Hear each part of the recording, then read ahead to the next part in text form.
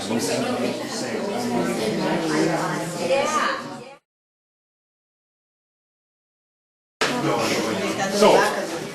for 1,000 years, life was harsh for the Jews of Russia, but it was especially so after the Jews were accused of assassinating Tsar Alexander II in 1881. So what does that sound to you like? What's that? Anybody? You want to respond? The person who just... I said I didn't know they were there for 1,000 years. They weren't there for 1,000 years. Exactly. And I know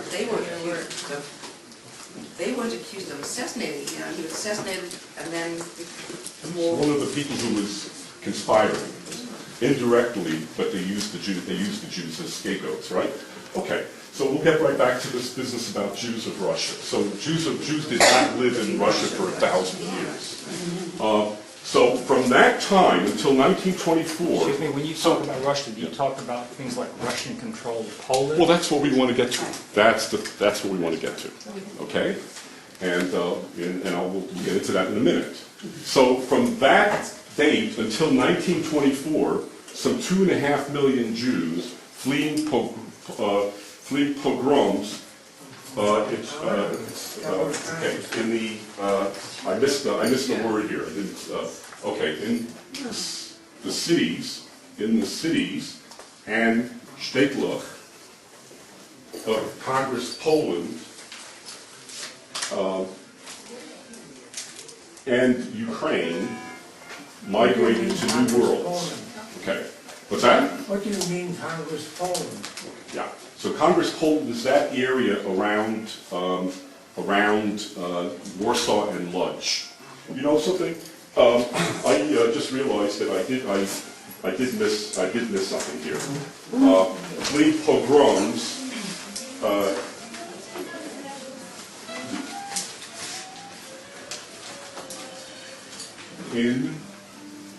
It should be Galicia, and Lithuania. I missed a sentence here. I'm sorry. Okay? In Galicia and Lithuania, and in the shtetl of Congress Poland and Ukraine migrated to New Worlds. You got that whole sentence? Okay. So how about some feedback on that sentence?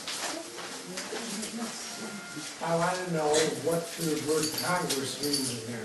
Congress Poland is that a community, or is it all of Poland? It was designated as the Congress of Poland during the Napoleonic times. It was made separate from the rest of Tsarist Russia, but it still was a puppet of Tsarist Russia. Okay, so from that date until 1924, some 2.5 million Jews fleeing pogroms in Galicia and Lithuania, and in the cities and shtetl of Congress, Poland, and Ukraine migrated to New Worlds. How about that sentence? Well, does the New World include Western Europe and England? Yeah, that doesn't, yeah, sure, New Worlds. New Worlds, Argentina, South Africa, because Jews went in many different directions. So, okay. So let me first of all point out to you that here is an article by a scholar named Eli Lederhandel, and the title of his chapter is, Did Russian Jewry Exist Prior to 1917?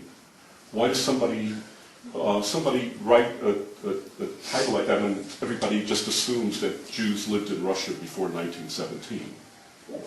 Or did they live in Russia before 1917? What's that? Of course they did. Okay. Well, you must have something. You must know something that Eli Lederhandel didn't know. So maybe. In 1917. No, it's only in 1917. They lived in the Pale. So they lived in the Pale. What does that mean? Well, there was a confined area. And what was that confined area? Well, it was to the west. It didn't make part of Poland. Okay. So let's go through this. Okay. So from that date until 1924, some 2.5 million Jews fleeing pogroms in Galicia and Lithuania, which never really happened. The pogroms did not take place in Lithuania and in Galicia. Galicia was part of the Austro-Hungarian Empire, and in the Austro-Hungarian Empire they may have been very anti-Semitic, but there were no pogroms. There was law and order in the Austro-Hungarian Empire. The primary reason why Jews left in huge numbers in Galicia is because of the great poverty. These were pre-industrial societies. Even as the rest of Poland is starting to industrialize itself, Galicia remained a backwater in the Austro-Hungarian Empire, the most primitive, most regressed area. It was also a bastion of Hasidism. So for that reason, the less religious Jews in Galicia, those who came under the influence of the Haskalah, or the Enlightenment, those were the people who were most likely to want to leave that part of Poland that was part of the Austro-Hungarian Empire. Lithuania, you see, you can't overgeneralize about conditions in Tsarist Russia. What was going on, for example, in the Ukraine was not necessarily what was going on in Lithuania. Lithuania did not have a history of anti-Semitism. Lithuania was even more liberal than Poland was in terms of inviting, originally hundreds of years ago, when Jews were fleeing the massacres in Western Europe, the blood libels and the Crusades and the Black Plague, the Jews were migrating in huge numbers into Eastern Europe. And Lithuania, because Lithuania was one of the last countries in Europe to convert to Christianity, the pagans usually didn't have serious issues with Jews, because the Jews didn't kill the pagan god. They didn't crucify the pagan god. You understand?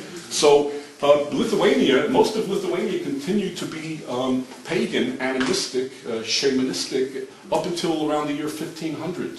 It's one of the last countries in Europe to convert to Christianity. And so for that reason, the pagans usually, they were generally an illiterate people, and mostly engaged in warfare. And the Lithuanians spent a lot of time kicking butt. They fought back against the Hanseatic leagues, they fought the Mongols, they fought the Russians, and they were usually very successful. So that tiny Lithuania controlled huge chunks of Russia and almost all of the Ukraine, and eventually would become partners with Poland, and there would be a commonwealth called the Commonwealth of Poland and Lithuania, which dominated most of Eastern Europe. Okay? So, Lithuania really didn't have violent anti-Semitic pogroms until the Lithuanians started to collaborate with the Nazis during the Holocaust period. Again, Lithuania was to the Commonwealth, to that area that was formerly the Commonwealth, that part of the Russian Empire, what Galicia was to the Austro-Hungarian Empire. It was extremely poverty-stricken.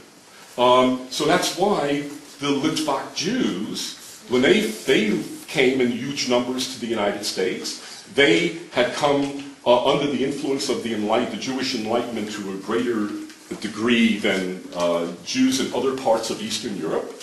Many of them had been involved in the revolutionary movements, and because the most Orthodox Jews, especially the rabbinate, was opposed to coming to America, the Jews who came under the influence, the Jews who had already broken with the strictures of Orthodoxy, they were the most, and also gotten caught up in the revolutionary movements in Lithuania. People got caught up with the Bund and with the various socialist revolutionary parties and the Narodniks and the Nihilists.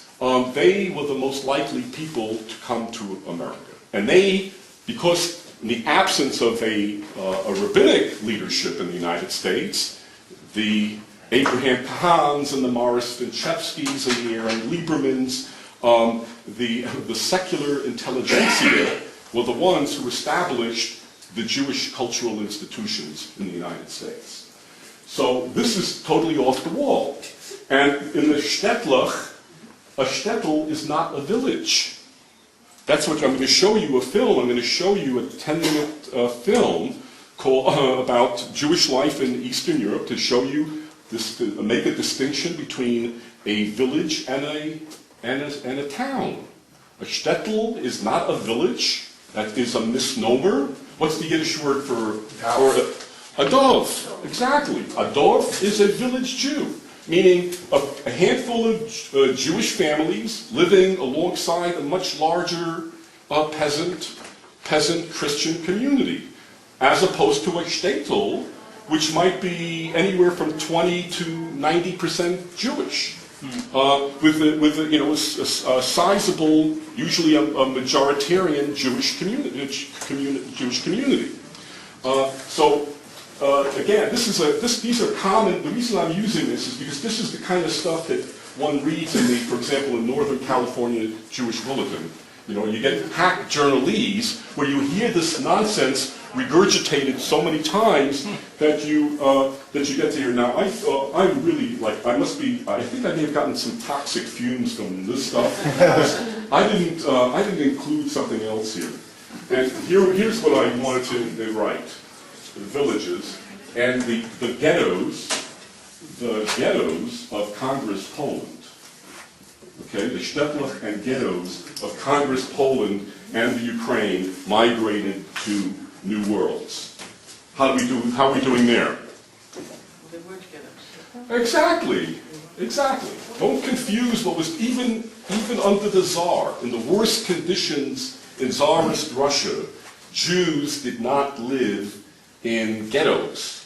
If they lived in ghettos, these were self-imposed ghettos. This had to do with the experience of the Ashkenazi Jews who had fled the pogroms from the Crusader period, the Black Plague, living in the German principalities, who also learned from the Sephardic experience of the Sephardim, because the Sephardim, by the time 1492 came around, most of the Sephardim had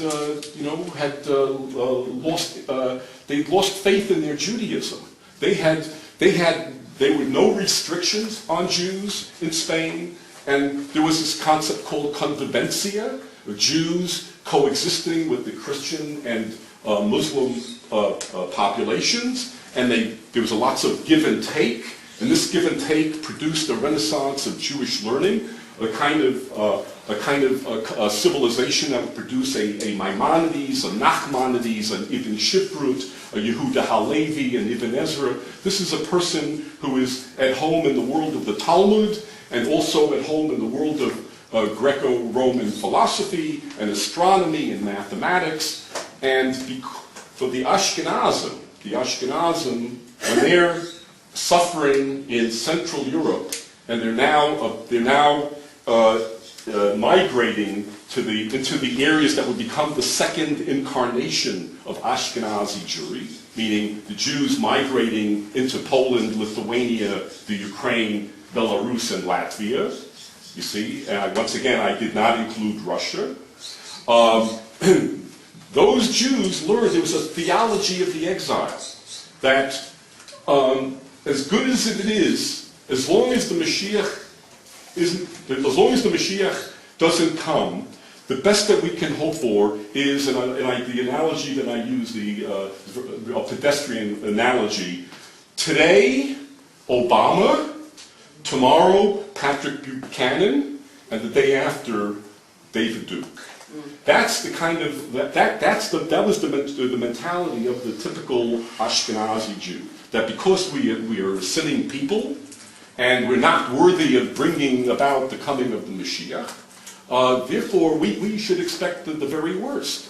Which is why, for example, the Holocaust survivors who continue to be Hasidic Jews, they actually believe that in the very fiber of their DNA, that this is why this has happened. So but the Jews did not live in ghettos. They came to places like Lithuania and Poland when these peoples were first coming out of their barbaric phase.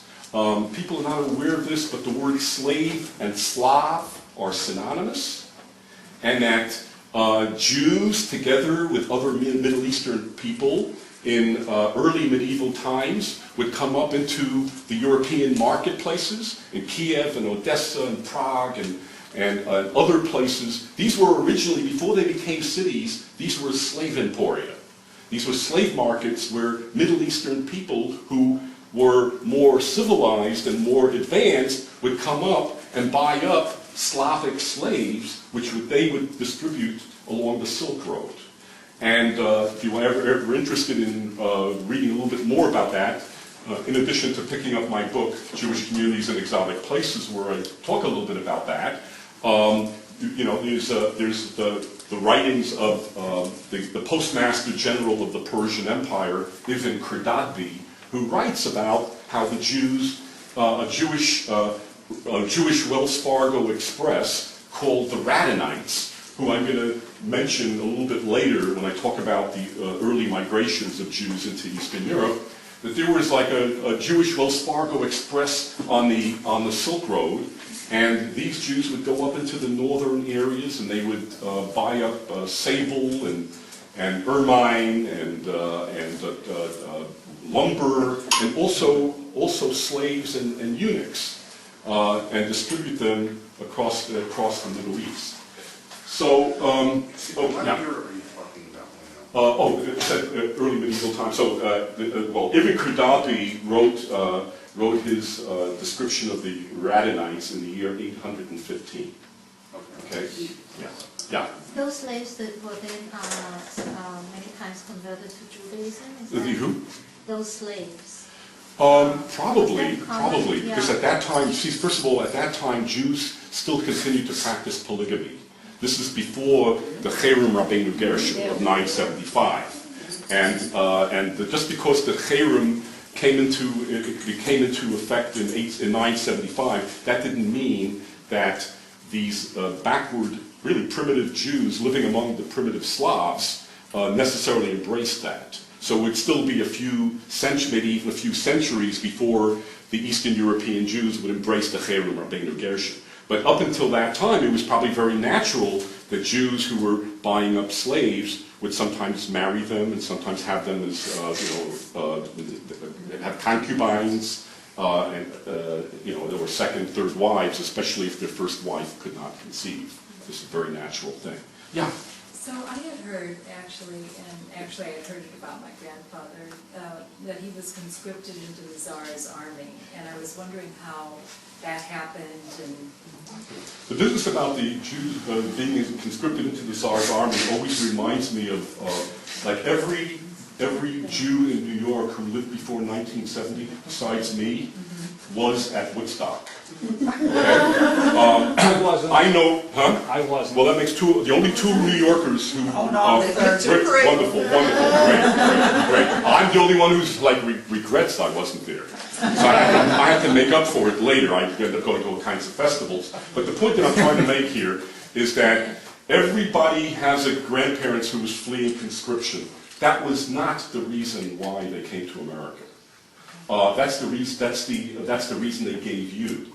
They came because of great poverty. Yeah. They came because of persecution. I don't think it was ever the story that he was fleeing conscription. I just thought that was Trying to avoid his it. history. Yeah, trying to avoid conscription. It was a common thing. Uh-huh. But 80% of the Jews, if not more, came not because they were fleeing conscription. They came because of poverty. They were coming because of push and pull factors. They wanted to improve their lives, and many of them could no longer live in ghettos or live in a ghetto mentality of a shtetl or a derfel. And lots of Jews were. I see your hand, please. You will. I'm not leaving. How 1880s come around, most Jews are no longer living in shtetl and derfel. Less than 1/3 of Eastern European Jewry is living in shtetl and derfel. Most of the Jews can no longer afford to live in shtetl and derfel. After the emancipation of the peasantry by the Tsar in 1860, the peasants were not allowed to own the land that they were emancipated from. So eventually they have to mass migrate into the burgeoning cities where they now become an urban proletariat. Or doing the most menial kinds of tasks in society. How many Jews in a shtetl of a couple of thousand people can sell liquor to 1/20th the population that existed there before. Lots of Jews were starving to death. And initially, they might have had a monopoly on the liquor, but so many Jews can sell just so much liquor to just so many peasants. And as the occupations were narrowed and limited for the Jews too begin to migrate into the big cities. So overnight, small towns like Warsaw and Lodz suddenly overnight become industrial centers. And this was the case in many of the big cities in Eastern Europe. So Jews by now, more than 2/3 of Eastern European Jewry are living in big cities. They live in Vilna, they live in Lublin, they live in Odessa, they live in Kiev, they live in Warsaw, Lodz. Now, of course, the Tsar sometimes had a policy of not permitting Jews to live in these areas, so the Jews would constantly be kicked around, evicted from areas. Sometimes Jews were not allowed to live in villages. Sometimes they were not allowed to live in cities. So that's also one of the reasons why they needed to migrate. They were an uprooted people who just did not feel at home in Russia. And, okay, so now the business about Russia, about Russian Jewry. Did Russian Jewry exist prior to 1917? This comes out of probably the most authoritative work on the history of Russian Jewry. Okay, this is Yakov Roya's, it's called The Jews of Russia and the Soviet Union. It's a 700-page book by the leading Israeli and American scholars. So let's first understand, when we talk about Russia, the Jews of Russia. Did Jews ever live in Russia? Yes? When did they live in Russia? St. Petersburg. You know something? I did promise to answer your question. So I'm going to stop right here, and I'm going to let you mull over what you want to say about the Jews of Russia. And I just wanted to mention my father had served in the Russian cavalry for 4 years, I guess somewhere along the Baltic. And when he returned his community, which was in the Pale of Settlement, no longer considered a citizen because he'd been absent for 4 years. So he decided with his friends that it was time to emigrate. And so he and his brothers and friends emigrated to Western Canada in 1913. Right. Yeah. So yeah, most Jews, when they, see, even this business of like the draft. My grandfather was from Russia, my mother's father. I don't know really where, but he became a tailor in Wisconsin. And I remember seeing pictures of him. So Very good. I'm really glad that you saw pictures of him. I'm going to guess. I have a lot of pictures of him. I'm going to guess St. Petersburg, though. It's a guess. Okay. Would that be right? Okay. Possibly. I don't know. Let's talk about that after the class. Yeah. So, yeah. Yeah. Well, I think you need to define where Russia is. That's what you're talking about.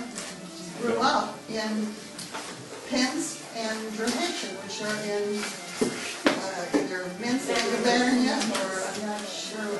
Someone said that Mrs. Paskey's right. I hope they made it up. I'm not sure that they thought there'd be this many people in my group, so hopefully, if they don't, you should demand from them to make you a copy of this, okay? I mean, this part is going to come around that way. You have two copies. Okay, so now everybody through with the questions? Yeah. Okay. And Russian Jewry. Let's talk about Russian Jewry. First of all, what most people, please, when most people talk about Russia, they're talking about the two or three different things going on. One has to do with the fact that a tribe of Swedish Vikings called the Russians conquered an area that had formerly been part of a Jewish empire called the Khazarian Empire. Okay? So the Swedish Vikings, a tribe of Swedish Vikings named the Russians, the Rus, conquered conquered the area around Kiev. Where's Kiev located? Kiev is located in Ukraine. if you ask a typical Ukrainian person whether they wanted to be colonized by Russia, what do you think the response is going to be? So Ukraine has always tried to be, even though Ukraine is one of the most, the Ukrainian people are one of the most oppressed, there's too much commotion here, the most oppressed, colonized people in Eastern Europe, in all of Europe. The Ukrainians have always thought of themselves as independent people, their own ethnicity, their own nationality. Their religion was different from Catholicism. It's a Ukrainian Orthodox Church. And Ukraine, because it was always colonized, the periods, the epoch in Jewish history when the Jews migrate into Eastern Europe is a time when the Jews migrated into the Ukraine and not into Russia proper. And by that time, the Ukraine was already part of Greater Lithuania and Poland. From 1387 and on, the Ukraine was part of Greater Poland and Lithuania. And so the Jews living in the Ukraine lived in Lithuanian and Polish-dominated Eastern Europe. The Russians, once they were converted to Orthodox Christianity by Byzantine monks who came from the Byzantine Empire, meaning they came from Greece, and the Byzantines were competing with the Muslims who tried to convert the European barbarians to their respective religions. In Europe, the Christians prevailed. And missionaries from Byzantium come up into the northern countries, and they convert this tribe of Russian Vikings to Orthodox Christianity. And once this tribe becomes sedentary, and with headquarters, where its capital becomes Kiev, they were constantly churning out decrees forbidding the perfidious Jew from living in their lands. So, what's that? Well, they conquered this area from the Khazars in 965. But this was a process. They finally conquered the empire, the Khazar Empire, from the Khazars, with the capital in Kiev in 965. And soon after that, they laid down decrees forbidding Jews to live there. And then, in the 13th century, the Mongols conquer Kiev and Rus and a lot of Russia. So during this period also, Jews did not migrate into this part of the world. Jews found other places more attractive to migrate to. In particular, starting from 1100, roughly 1100, all the way up to 1600, during this 500-year period, Poland becomes the most attractive place in Europe, if not the whole world, for Jews to migrate to and be given certain kinds of freedoms that did not exist anyplace else in the Christian world. Okay, yeah. How did Jews in different parts of Europe become aware of these differences? And what kind of communications were there? Which differences are you talking about? Well, the differences in, let's say, it'd be better to live in Poland than it might be to remain in France or Germany or... Yeah, okay. So what was happening in Poland was a replication of what had happened in Carolingian Germany. The first Ashkenazim who came to Germany came around the year 875, and they were originally, way back, they were Babylonian Jews who had migrated to Lucca, Italy. And they were the equivalent of Renaissance people. They were outstanding rabbis, They were outstanding business people. They were involved in the Jewish Silk Road. And because they were very literate, because they had international connections, because they were able to read and write and mint coins and serve as exchequers and bookkeepers and accountants, they were invited by the Carolingian kings to come migrate into the German lands. So you get the beginnings of Ashkenazi Jewry, and you have a golden age of Ashkenazi Jews living in this area from roughly 875 to 1096 during the Crusader period. Later, during the pogroms, the massacres that would take place in Germany, and I'm going to get back to this in a little greater detail in a few minutes, but later, a couple hundred years later, 1100, from 1100 and up, but more like especially after the Black Plague of 1349, where there was a stampede out of the German lands, and by that time the Jews had already been expelled from England and France and from Bohemia and other places. The migration was towards Eastern Europe because 300-400 years after the Carolingian kings invited the Jews to come to Germany, the Poles are in the same state of retardation, of backwardness, with no connections to the outside world. Poland, at that time, Poland and the Slavic peoples up there in the north, that was one of the most exotic places in the world.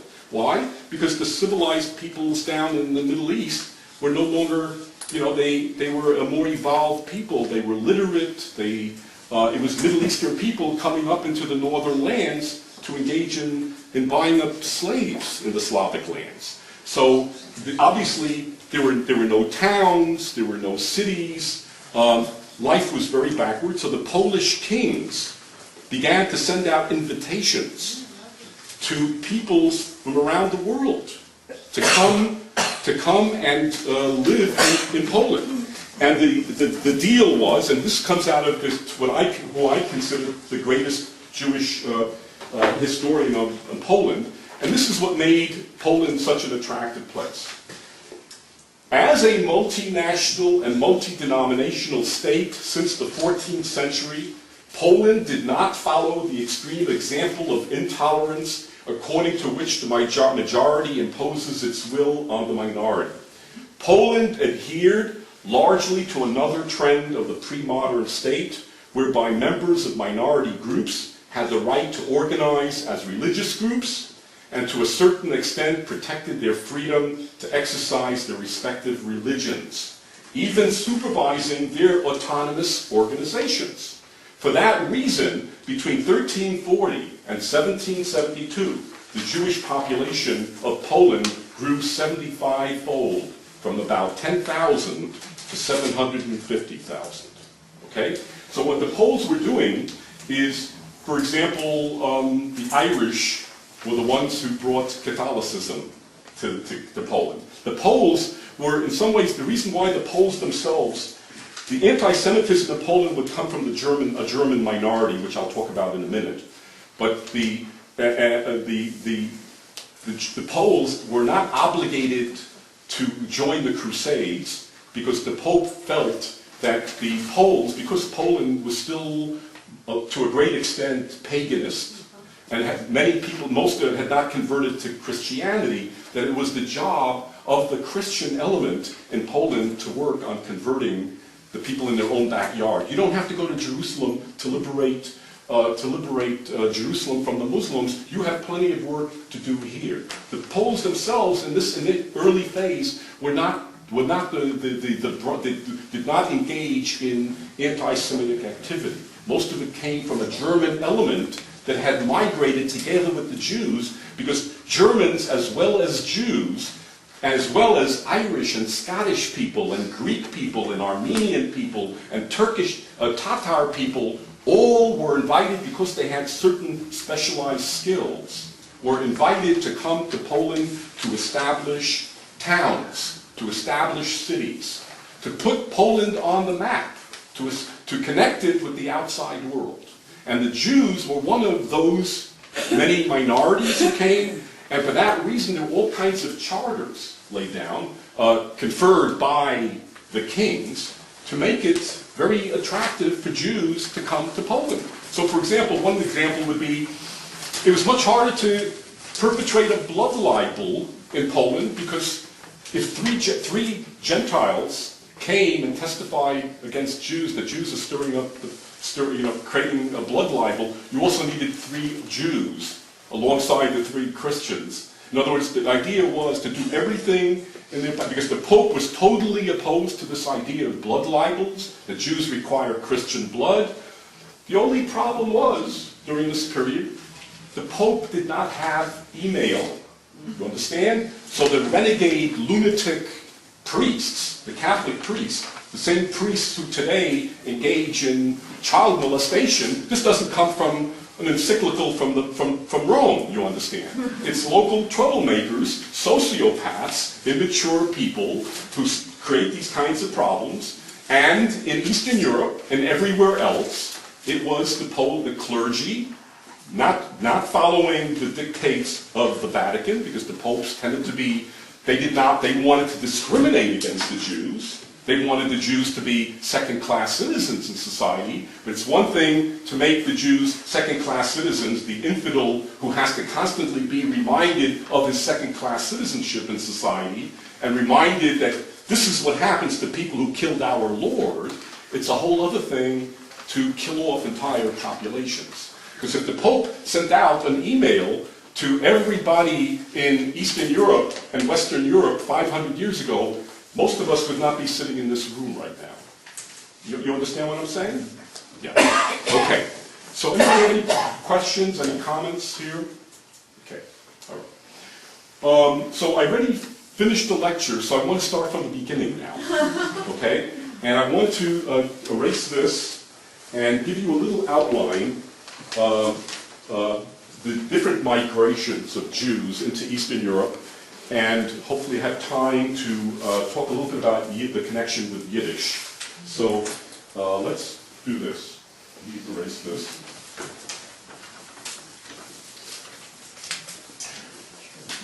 You know what? Let me take a little break and let's show the film. Let's show. It's only like 7 or 8 minutes. Is that okay with you? Yeah. Watch the film? Because we already have the film. Let's just get the film going. Let's get it started.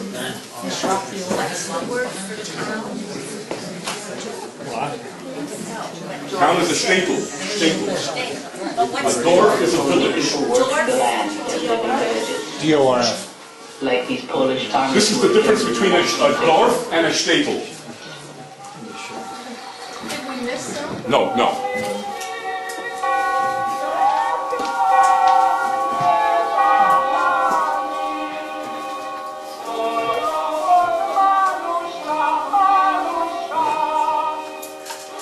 They are a religious people. Their lives revolve around the church and around the land. We can't see. Very few Jews lived in the villages of Poland, but still, even in the most remote areas you could find Jewish families, like the one in these photographs taken in Galicia.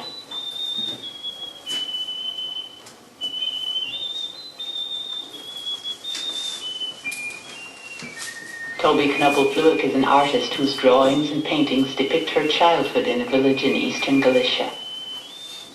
She speaks to us in her apartment in New York City. It was quite difficult to grow up Jewish in a community because, first of all, I couldn't play with the non-Jewish children, the peasant children. My parents wouldn't let me. And also, they used to harass me, they used to call me names like, dirty Jew and different names, And it was a lonely life. I had a lonely childhood. So I used to spend a lot of time with my mother. I used to enjoy watching her when she was baking.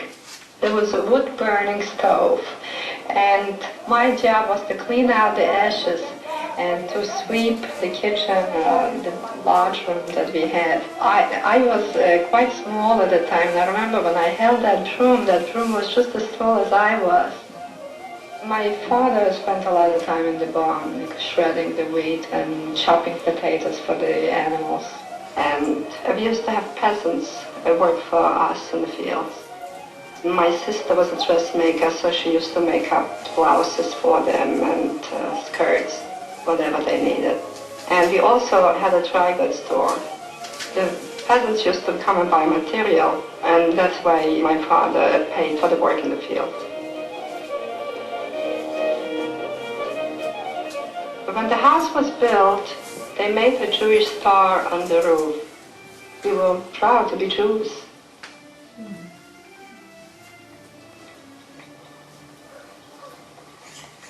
But it is here in the town, the shtetl, that we find the traditional centuries-old setting of Jewish life in Poland.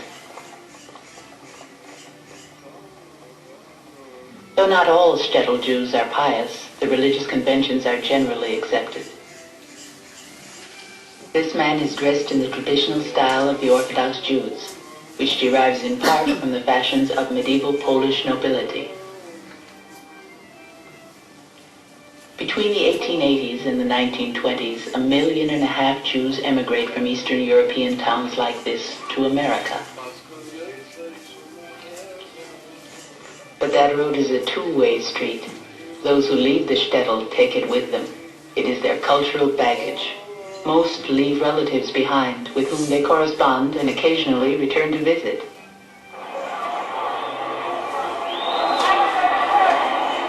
A few make home movies of their trips, like Gustav Eisner, who took this footage, complete with title cards, to show friends and relatives back home in New York City.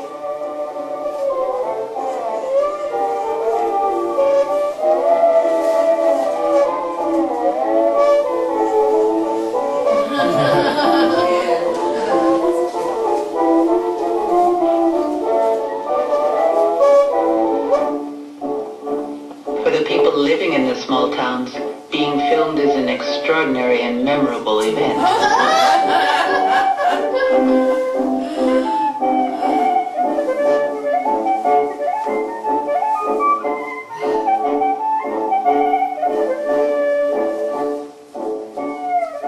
This film was done by a family who came either 1930 or 31 to visit their hometown.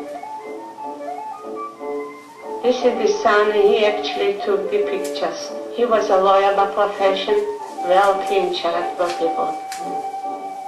The one who shakes hands is my father, he's the rabbi. On the left is the guest, Mrs. David Shapiro. Next to her is an aunt, the outer here, my sister, my mother, and the last, that's me.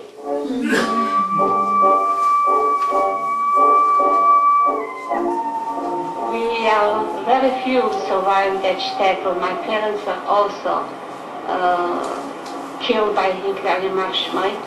And the few that survived, we meet occasionally, we compare old memories. The shtetl was next to a river. This is the river. This is peasants who come into town to buy and to sell. The peasants' life was very primitive, like they came to the town without shoes, barefoot. These are already wealthier, you can see on their wagon. Horodok was a small place like all the shtetl.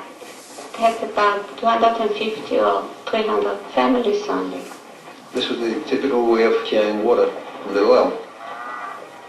Each family, those who could afford, had their own cow, and it provided them with milk, butter, cream. A boy taking a chicken to the sheikhet, the one who performs the ritual of slaughtering according to Jewish law. The newer part of the town. I had the fortune or misfortune of being burned down some years before my time, and it was built up again. You had these kind of houses which are more advanced already than the rest of it, you see. The center of the shtetl was like a square, a big, big square. In the market day, it was every Tuesday. Peasants used to come to buy and to sell their goods like butter, eggs, chickens, fruit.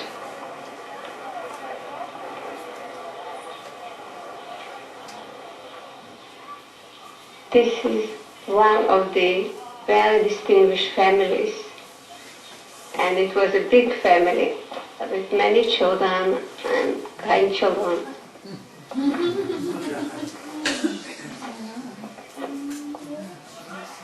This is the grandfather. His business was, he used to buy wood. His name was Gershon Katz. Learned, very learned. Tero Gdula B'Mokimechot, they say in Hebrew. It's learning with wealth in one person. And he was also a very wise man. People would like to come and talk to him.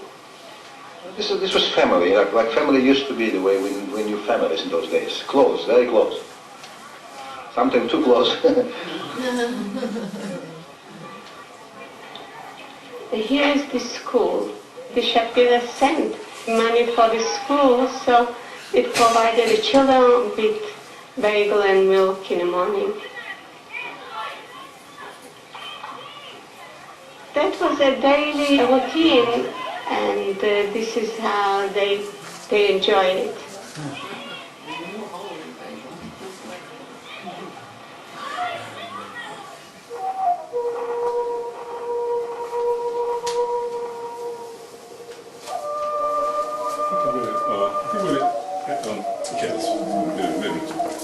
This is at the graveside of the parents of Mr. and Mrs. Shapiro. I think yeah, let's stop it here because we don't have that much time to David Shapiro crying while he's...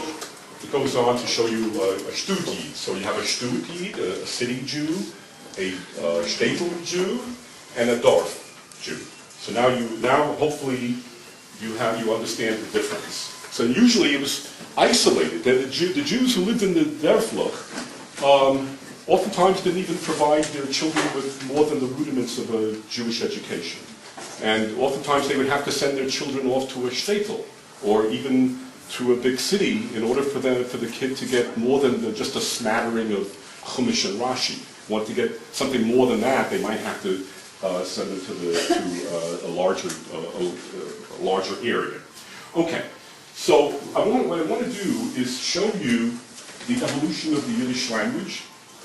And first I want to do this via the history. So it's believed that the first Jews to come to Eastern Europe came through what is known as the cradle of Eastern European Jewry, the Crimean Peninsula on the Black Sea. Okay, and so we start from bottom, we go up here. So here's let's say here's the Black Sea, and here's the Ukraine. Here's Ukraine, and here's the Byzantium, and here is Baghdad.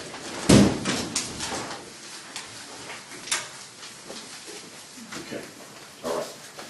So, and if we go even further, so we go even further back, Greco-Roman. So Greco-Roman were the earliest Jews, the Greco-Roman Jews were the earliest Jews to migrate into this area. And they usually came as slaves, because during the wars between the Greeks and later the Romans, oftentimes the Jews were made into slaves, and they would be sold in far-off places. The idea was to get the troublemakers away, the potential insurrectionists away from Jewish population centers, and they would be shipped out as slaves far away from ancient Israel. And also some Jews, eventually, once they were inside the Roman Empire, they would become citizens. They could become citizens, and they could also become merchant marines and merchants. So there too, so Jews already before a few centuries before the Common Era, the Jews already established a beachhead here in the Ukraine. So these are the Greco-Roman Jews. Greco-Roman. Okay. About And, when? huh? About when? Starting from around maybe 150 BCE to 300. There would be trickles of Jews coming into this part of the world. Okay. Another element were Jews from Byzantium, because the Byzantines tended to be sometimes certain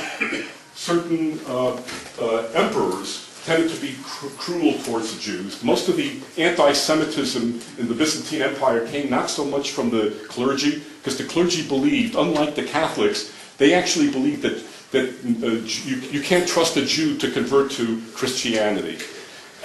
So for the most part, they didn't engage in proselytizing activity. Most of it had to do with the personal relationships between the emperor and the Jews. And when there were problems in the Byzantine Empire, the Jews would flee to this area.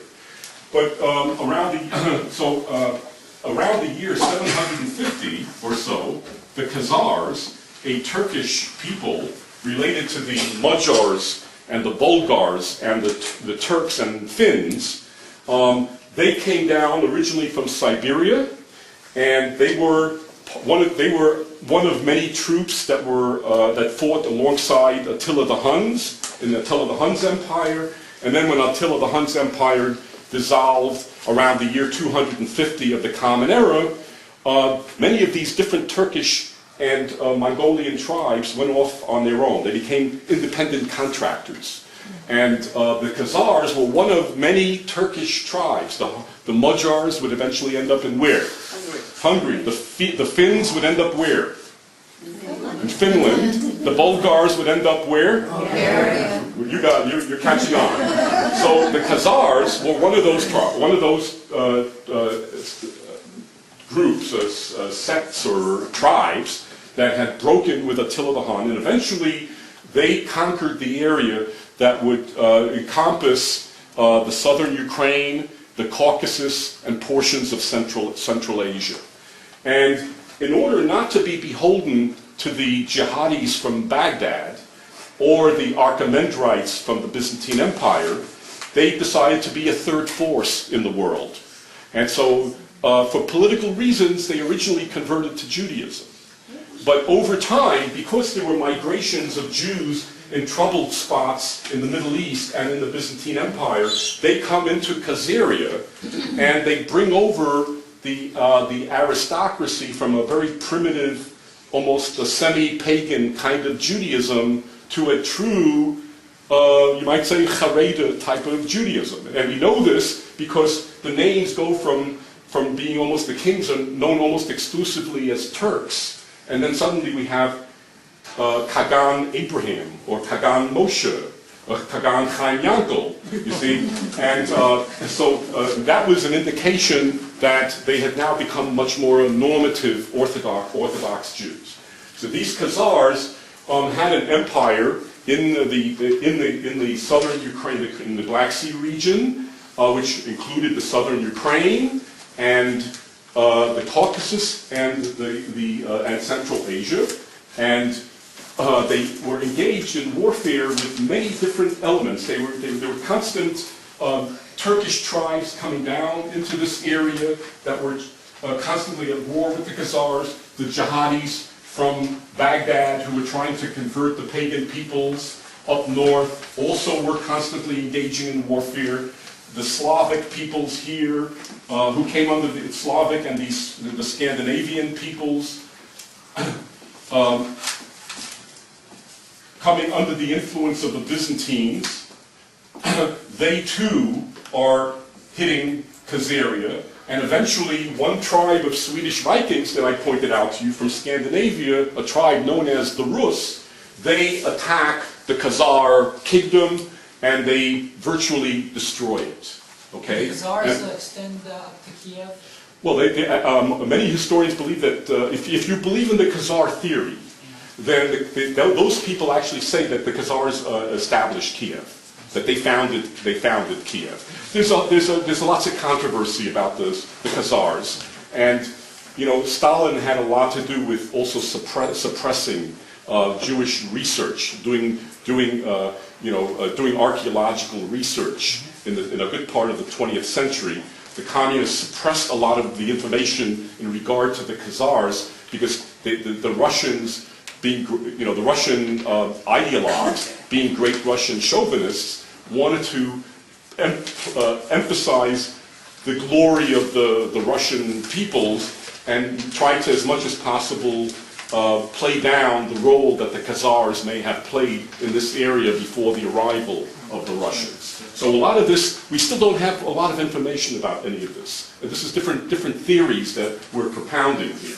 In any event, by the time the Khazars had established themselves here, roughly from around the year 700 to 965, you also have the Radhanite Silk Road traders, Radhanites.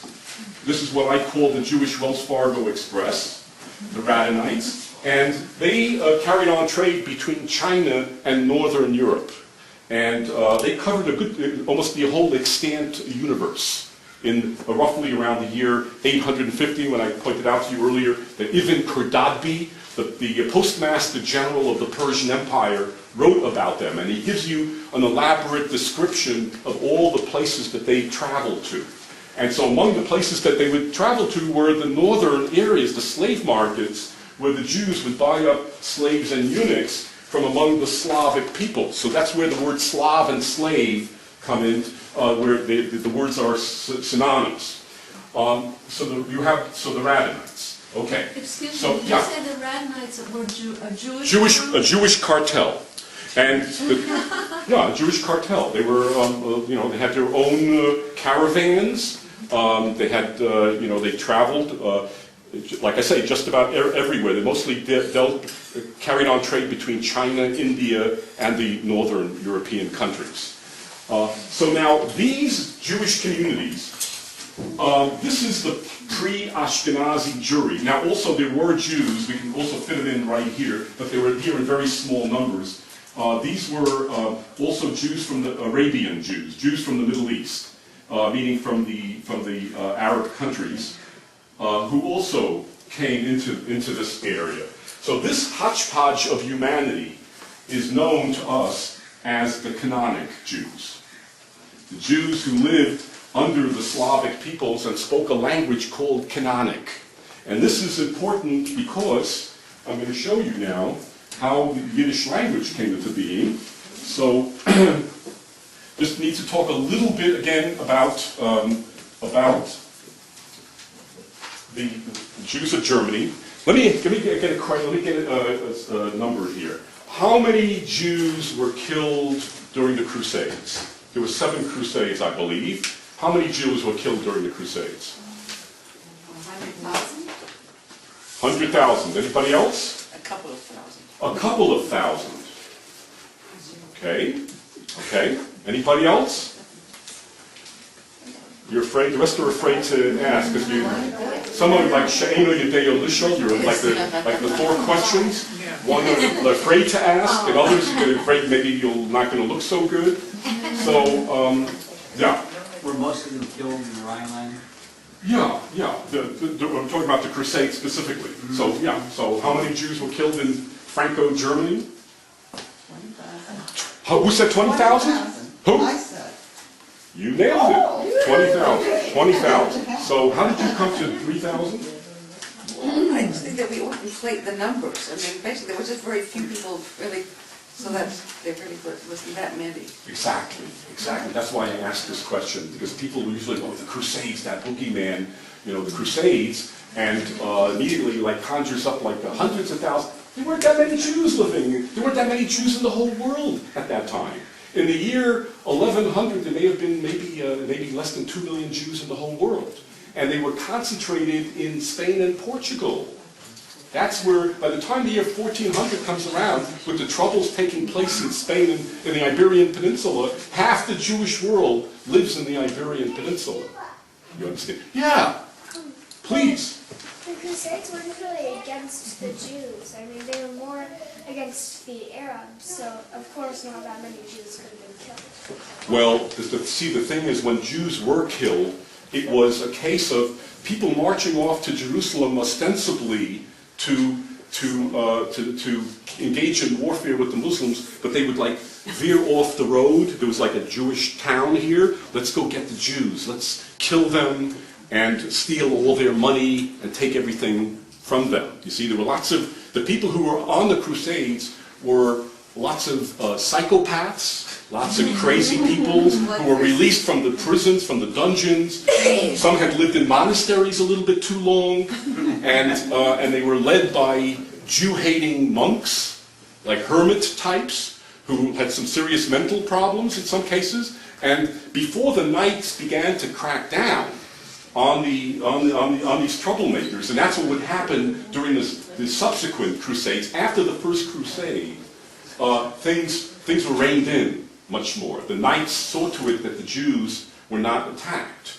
But during the first Crusade, something like, of the 20,000 that you mentioned, something like 12 to 14,000 were killed during the first Crusade. Because they didn't know, it was, again, the analogy with Woodstock. They didn't know that there were people who were going to be sloshing around in the mud. They didn't know that here we are, we're sending people off to Jerusalem to liberate Jerusalem from the Muslims, that all kinds of lunatics will veer off the righteous path and start attacking the Jewish communities. What you're really talking about when you talk about the massacres in Germany and France actually takes place parallel to what's taking place with the Crusades, but by that time the Jewish population in Franco-Germany had already multiplied fivefold. So by the year 1295, 200 years after the first Crusade, the Jewish population was already much larger. It was probably something like 1/3 Jews living in France and Germany. And during the certain blood libel charges, Jews were accused of requiring Christian blood on Passover. By the way, this comes out of the warped mind of a Jewish apostate. You need to understand that. That's right. That's right. So the blood libel. So you have what was known as the Armlader gangs and the Rindfleisch hoodlums. These were like roving bands of criminals who literally wiped out entire Jewish communities. So in 1295, something like 75 to 100,000 Jews were massacred by the Rindfleisch gangs. And and some years later, you have the Armlader gangs in 1312, similar to Rindfleisch. Rindfleisch is chunk of beef. It means chunk of beef in German. And he was the ringleader, and later you have the Armlader gangs. And after that, this is 1312, then 1349, you have the Black Plague. And all these massacres bring about a stampede of Jews out of Franco-Germany and into Eastern Europe. Okay? So that's where you have the migrations. And now, so the German Jews originally came from Italy. Italian Jews came from the Ashkenazi Jewry, the intellectual backbone. In other words, Jews had probably been in Germany long before the year 875. Jews had trickled in. I mean, the Talmud actually talks about Germany. So already probably in the 2nd, 3rd century, there probably were German soldiers in the Middle East working for the Roman armies who were given prizes as Jewish slaves to bring back to the old country, back to Germany. So that's probably when German Jews first come to Germany. But with the Italian Jews, known as the Kalonimuses, my first name is Ken in English, but in Yiddish and Hebrew, my name is Kalman. Okay? And in Israel, a Kalman is synonymous with nerd.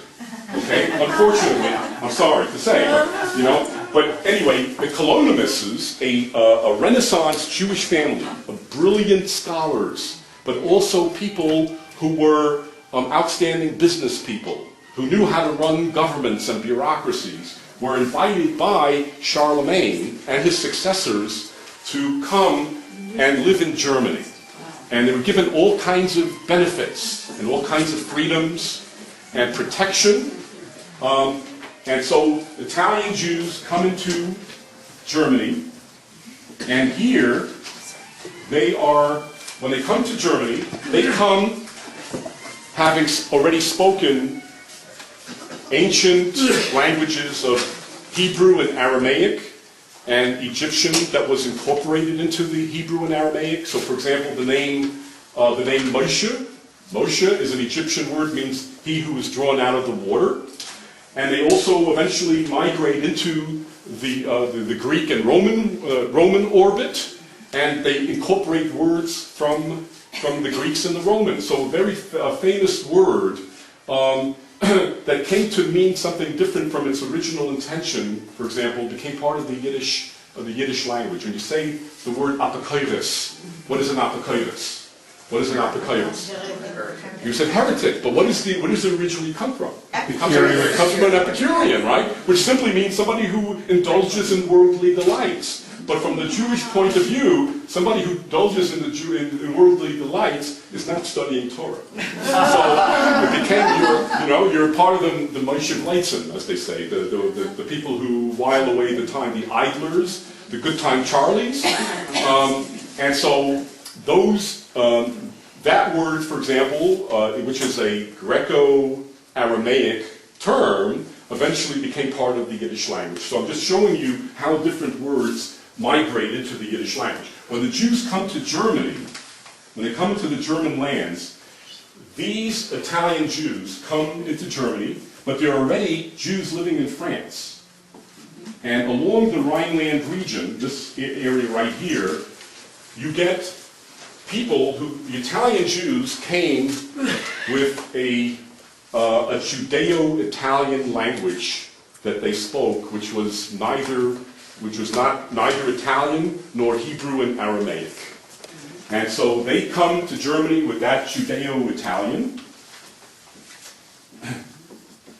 And the French Jews, and France and Germany, the borders there were more or less, people, the borders are constantly being reconfigured, and these Ashkenazi Jews, Rashi, for example, was born in France, but he spent most of his adult years studying in the yeshivas in Germany. So who considers him to be their own?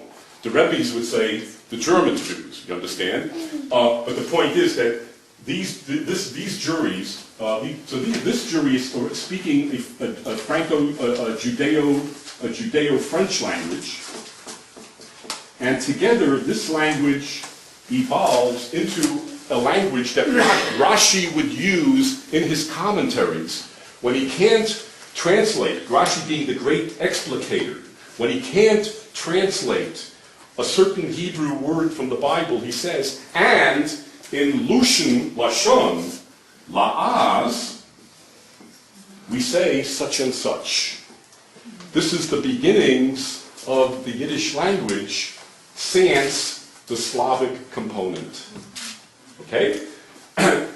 Now, as the Jews are migrating into Eastern Europe, they encounter a primitive type of Jew who has been living among the Slavic peoples. Go ahead. Well, I may be wrong, but I thought a lot of the Jews in France lived in Provence rather than the northern part of the time. This is we're talking about the Rhine. This is this time in the year 800, 900, different period. This is the Rhineland region. What's that? It was called in Hebrew, Shum. Over there. What does that mean? S stands for what?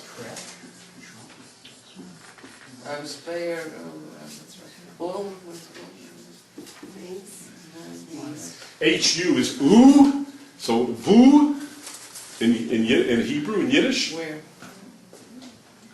It's really like this. So Shpaya, Worms, because this is above with a Melippen, U, Shum, so Shpaya, Worms, and Mainz, we live over there. You see, because this means, Shum in Hebrew means over there. Okay? That's how the Jews refer to that part of the Rhineland region, the borders between the Rhineland, German and French Rhineland. Okay. Now, so the Jews encounter, when they come into the Slavic lands, Are they coming into Russia? You still, some of you still resisting me here. You're still being tenacious. I know you Jews are a stiff-necked people. I understand. Okay, so they were in Kievan Rus, and during this period, 1100, 1200, 1300, Jews migrate primarily into Poland and Lithuania. And eventually Poland and Lithuania, the Ukraine, would become part of Poland, the Polish-Lithuanian Commonwealth. So the Ukraine would become part of Greater Poland. And these Jews, when these Jews come into the canonic lands, there's a people there speaking a Hebreo-Slavic language that is not Yiddish, because it would be the German element coming from the other direction into Eastern Europe that would bring German. And the reason why Jews continued to speak a German language in Eastern Europe is because the Germans were invited to come to Poland together with other minority peoples. And because of the great upheavals that are taking place in German society, because the Germans were mostly made up of, principalities, and they were the Hanseatic leagues, and so all kinds of troubles going on in Germany. So hundreds and hundreds of thousands of Germans migrated into Eastern Europe. And they were invited specifically, just as the Jews had been invited to establish towns, to establish commerce in Poland, in Greater Poland, so too was the German element. And the German element was so great in Poland and Lithuania at one time that the Polish kings thought that they were going to lose Poland to this fifth column. The Germans were a fifth column in Poland. And the Polish regime usually supported the Jews against the Germans. But over time, because of the great anti-Semitism that was perpetrated against the Jews by the German element in Poland, a deal was worked out between the Jews and the Polish nobility. You move out of the cities, away from the German element that you don't get along with, and we will invite you to establish urban enclaves, which would later become known as shtetl, in the Ukrainian breadbasket. Because Ukraine was conquered by Poland and Lithuania. The Poles and Lithuanians were Catholics. The Ukrainians were Orthodox Christians. The Poles chose not to do business directly with the Ukrainian peasantry. They wanted the Jew, meaning the Jewish arendar, the Jewish lisi, the Jewish middleman, also known as the Jewish mafioso, to serve as the middleman between the absentee landlords in Poland and Lithuania and the oppressed Ukrainian population. And so now you have Yiddish migrates out of the German environment. So they saw them more as merchants, like Merchant of Venice. They Possibly. saw the Jew as a merchant. Possibly. More than anybody. About when did that happen? This starts to happen, mass migration into the Ukrainian heartland. I mean, Jews have been living in Ukraine all along, even throughout this entire period, but especially so in 1569. 1569, is just too tempting. It was a great deal. This now becomes a country Jew who creates an urban environment in the countryside. And the Jew takes over most of the business of the absentee landlords. They are now the tax collectors. They are the people who open up the hotels and the taverns. And so you saw this picture of the Jews coming to, the peasantry the peasantry coming to the Yidden, coming to the country fairs, because the things that the peasant couldn't make himself, if he couldn't produce it himself, he had to do business with the Jew. So the Jews, like my father, for example, lived in a shtetl called Książwielki in the Kelts region, and my father owned a hardware store. And it was located right there smack in the center of the town, with the road, right there by the road, because I went back and I saw all this. And the peasantry, when they came, they couldn't produce things on their own, would come into the shtetl, and the Jews monopolized everything in the shtetl. They not only had all the business, they were also the ones who ran the taverns, and they ran the inns. And so they also had a monopoly on selling liquor to the peasantry. And this, of course, in the end, would be the downfall of the Jews, because the Jews would be accused of demoralizing the Ukrainian peasantry. And for that reason, in 1648 to 1655, you have the great massacres known as the Khmelnytsky pogroms. That's right. So now, Yiddish, in this context, Yiddish in its second incarnation, is a Yiddish that is removed from Germany in two ways. One, away from Germany, and also away from the German element living in the cities in Germany proper, cities in Poland proper.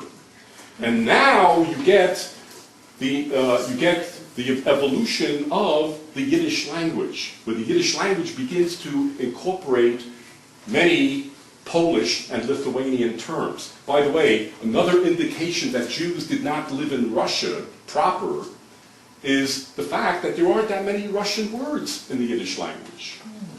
It's mostly Polish and Lithuanian and Ukrainian. You may not know the differences. But, anyway, just to give you an example, like in my house, in addition to using the word kartoffel, my mother oftentimes would say Zemekis. Zemekis is a Galiciana Jewish way of saying kartoffel. What about kartoshkas?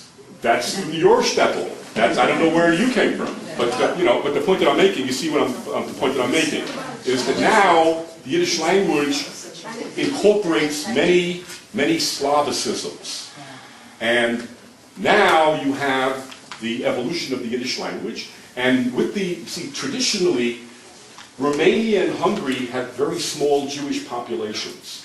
Only after the Khmelnytsky pogroms of 1648, and then 100 years later with the Haidamek pogroms, which were also catastrophes for the Jews, but not quite as terrible as what had taken place in 1648, again, there is a stampede of Jews now out of this part of Eastern Europe, and a movement towards the west, to Romania, Hungary, Austria, and Germany. And by the way, what would these Jews, in Austria and Germany, what would these Eastern European Jews refer to? Does anybody know this? Huh? Yekis? No, the Germans were the Yekis. The Germans were the Yekis. The Eastern European Jews who migrated back to Austria and Germany after having been gone for hundreds of years, what were they referred to by the German Jews? And also by the larger German society? The Ostjuden. Those Eastern primitives, those mongrels from the East, you see? So, okay. Now, let me see just one of the points that I wanted to make. Where did the post-Spain Inquisition Jews, didn't they migrate up and over as well? Where did they go? Where do you think they went? I thought they went everywhere, like, yes, not to Poland, Turkey. not to Poland, But not to Poland. via, There's only one enclave. Via Germany, via France? They came usually through the Crimean Peninsula, but there were a few enclaves of Sephardim in Eastern Europe. I'm not going to mention the synagogue, but I was once invited to come into a Hebrew school to serve as a consultant, and I heard an Israeli teacher talking to 4th and 5th graders, and the point that he made was that after the expulsion in 1492, the Sephardim migrated to Poland and Russia. And after that class, I had to take the kid aside. He was a young man, a college boy, which tells you how much both American Jews and Israelis know about their Jewish history, which is really very, very pathetic. And explain to him that Ashkenazim are Ashkenazim. The great overwhelming majority of Jews in Eastern Europe were Ashkenazim.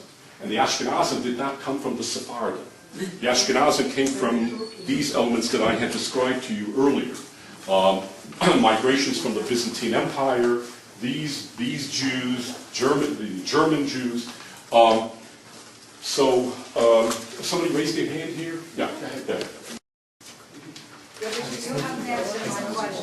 I didn't? Examples that are over my head. Oh, then What influence did Hebrew have on? A lot. Can somebody explain that to her? A lot. If I haven't done it yet, then I don't know. A lot. That was every sentence, every 2 sentences, you know, maybe 10, 20, 30% given. Let me make a point about that. So there's an elegante Yiddish, and then there's a proste Yiddish. And I have a friend who maybe some people who've gone far back enough might know. His name is Chaim Pevner, and he speaks somewhere between 50 and 75 languages. And what he used to do was, he was a scholar, street person, who used to hang out in the Med Cafe in Burt on Telegraph Avenue. In the course of a given day, he had this facility for languages where he would, in the course of the day, he'd run into a Chinese person, he'd speak Chinese to them. He'd ran into a Persian person, he'd start speaking Persian. He ran into me, he would speak Yiddish. What was really fascinating about his Yiddish was there was a proste Yiddish.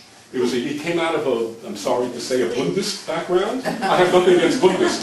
It's just that kind of Yiddish, if you didn't come out of the rabbinic world, where people, you know, are very much at home with the Hebrew and the Aramaic words, those words creep in like could be like take up half of every sentence.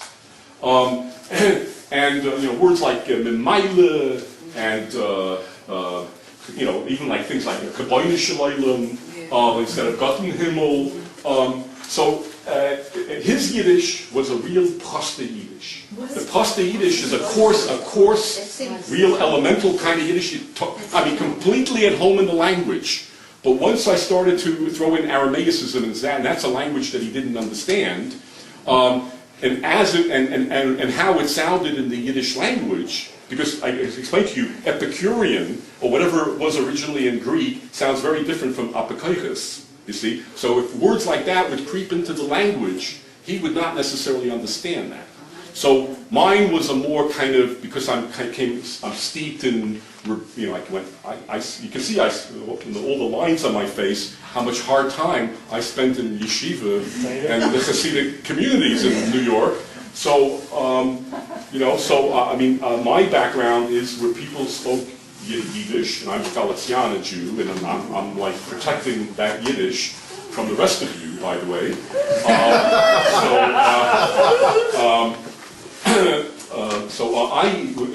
In my circle, in the few occasions where I still have opportunity to speak Yiddish, I inject lots of Hebrewisms. Okay, let's get there. Why would you call the other press? Isn't it? It's That's just what it's different. called. It's not, well, but it's, no, I because, bet the people who speak it don't call it press. well, but if they had that extra vocabulary, it would be a much more elegante Yiddish. It's more elegant.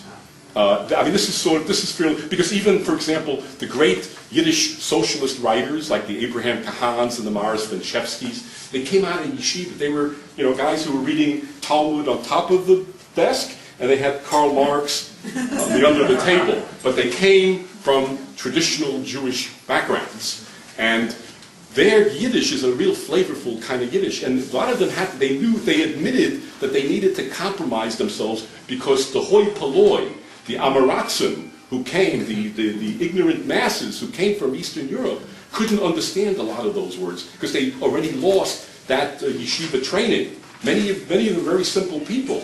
So for that reason, they began to change from a more kind of, you know, a Deutschmerisch kind of a high Yiddish to a real basic, you know, real simple coarser type of Yiddish.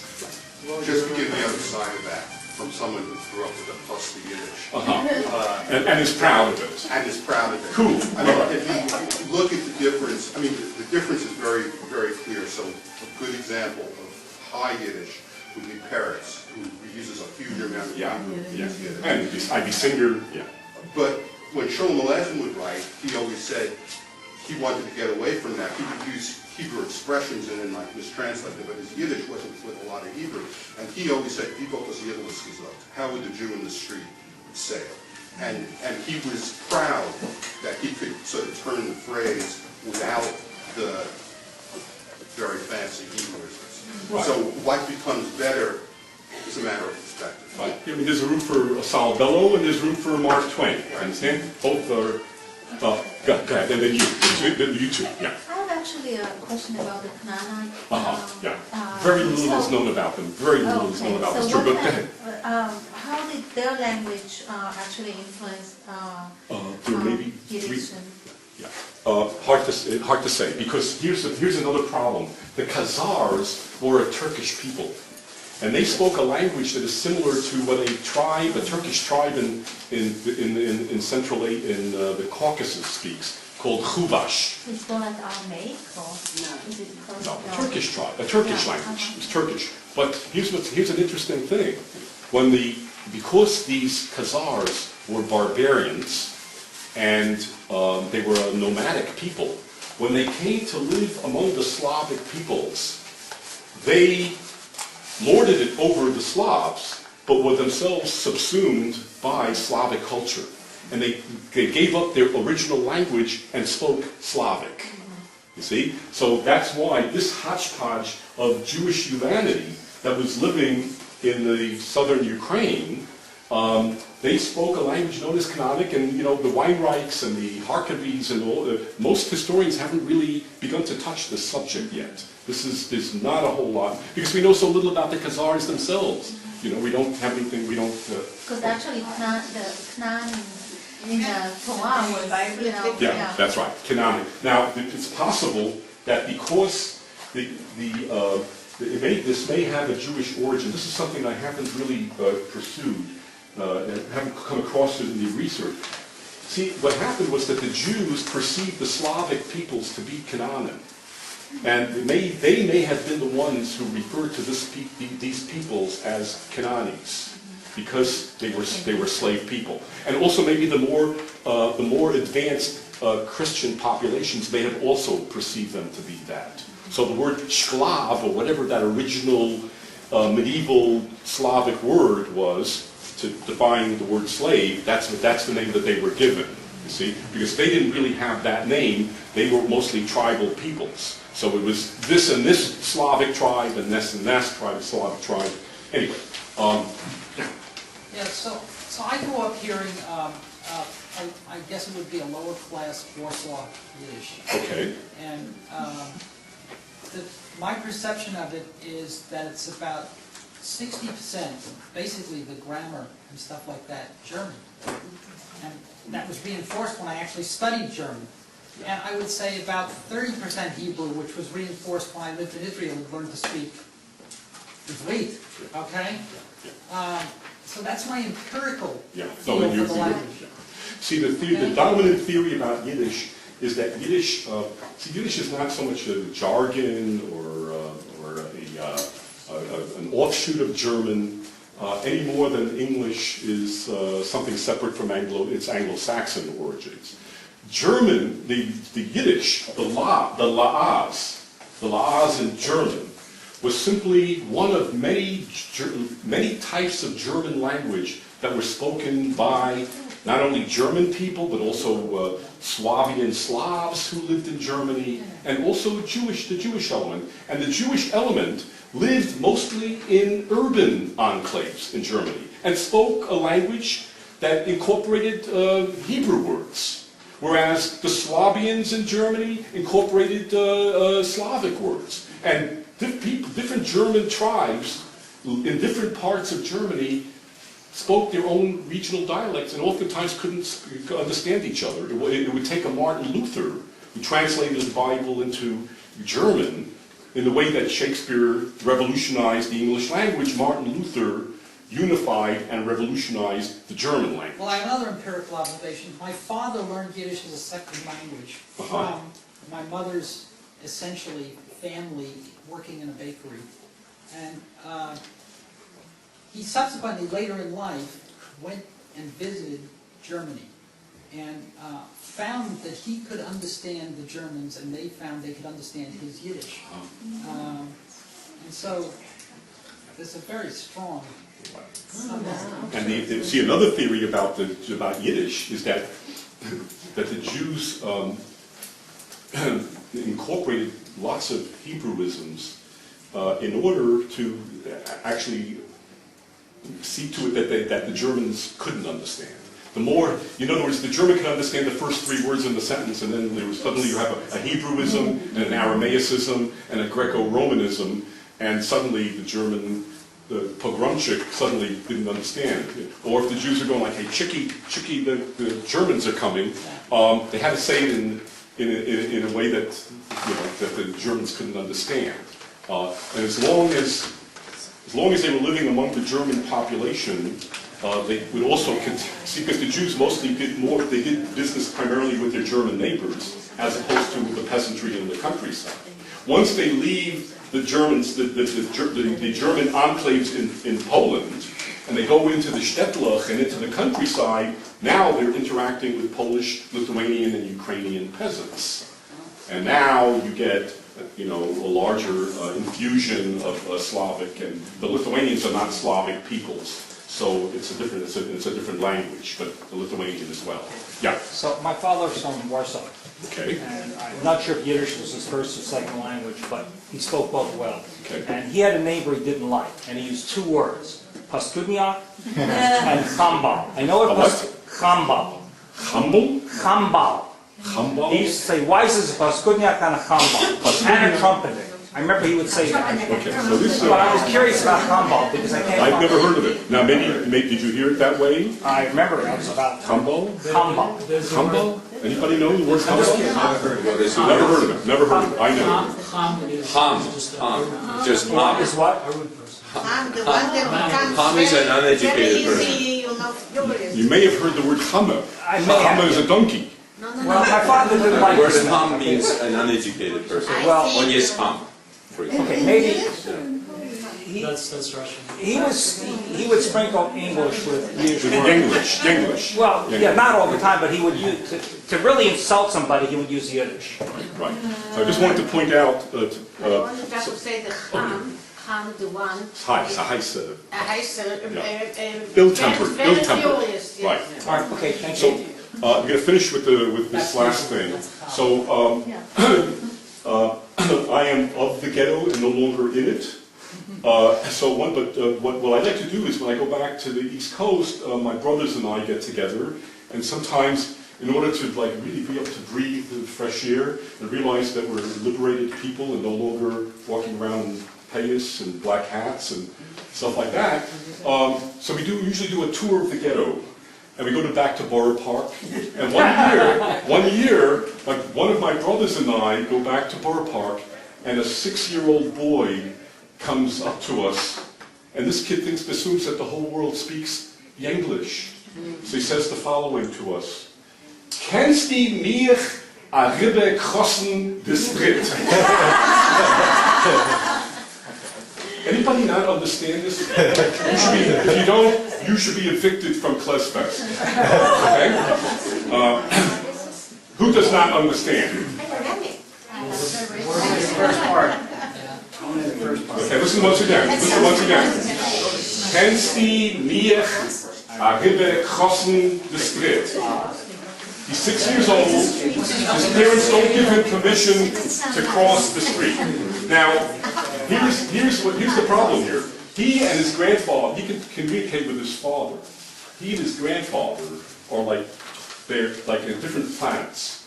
The grandfather, how would the grandfather have said, "Can you help me get across the street"? Then goes to gas. Kennst die mich a ribbe vieren de gas? Can you take me across the street, right? This is already Yenglish, you see. So, but you know, I also speak English, so I didn't have any problems. Anyway, we are 10 minutes over time. You probably have to get to your next class. Thank you very much. That's it.